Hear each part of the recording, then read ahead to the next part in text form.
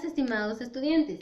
El día de hoy veremos el romanticismo, que usted trabajará en casa con la guía número 5. Tenemos el romanticismo.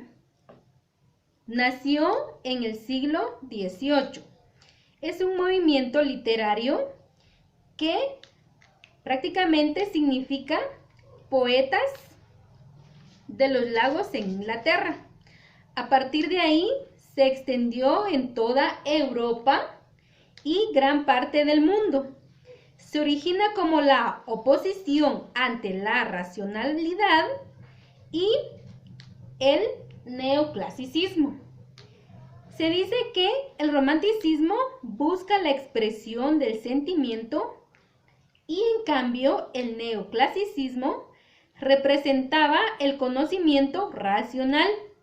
Así se propone el amor por la libertad frente a la razón ordenada.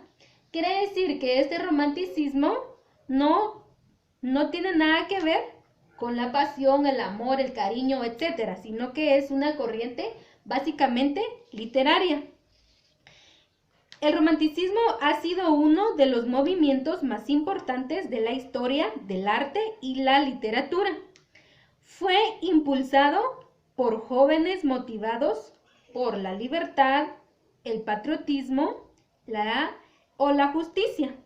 Se dice que es idealista, pues porque tiene muchos ideales ante la razón o la misma realidad. La actitud sentimental y moral de los romanos en la época anterior los conduce ante la vida de la insatisfacción que ellos sentían en ese momento en la sociedad. Esto quiere decir que esta insatisfacción los conlleva a aislarse y lo que provoca en ellos cierto individualismo. Quiere decir que por lo tanto es muy subjetivo. Entonces, los escritores de esa época se interesaban en sí mismos. Quiere decir, de ahí viene la palabra egocéntrico, ¿verdad? Y en algo que a ellos les importaba mucho el yo, ¿verdad? El egocéntrico. Entonces, en esa época, el romántico se aislaba y esto lo conduce a la búsqueda de la naturaleza o algo idealizado. Es por ello que su forma individual y su soledad hacen que el romanticismo prefiera lo natural antes que lo industrial o artificial. La imaginación de un poeta romántico provoca escapismo. Esto quiere decir que rechaza la realidad y se centra el interés en la imaginación y la sensibilidad personal. Le permite, además, evadirse de la realidad y centra el interés hacia un mundo ideal y difuso.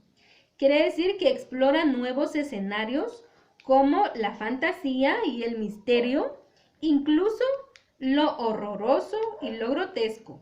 Además, el romántico prefiere lo nacional y tiene como ideal el patriotismo, lo cual es su fuente de inspiración. Aquí tenemos también, entonces, que las características, acá tenemos, del romanticismo son las siguientes. Son la rebeldía ante la razón, también las ansias de la libertad, la ruptura de normas convencionales y la individualidad y el subjetivismo. También como principales autores tenemos a Walter Scott en Francia. Tenemos también a Víctor Hugo con su obra Nuestra Señora de París o Los Miserables. Tenemos también en Inglaterra a Lord Byron con su poema autobiográfica Las peregrinaciones de Childe Harold. También resalta con su novela Edgar Allan Poe en Estados Unidos, también con sus narraciones extraordinarias que exploran el terror y el misterio. Entonces, esta es el romanticismo, su contexto histórico, sus características y algunos autores de esta corriente literaria.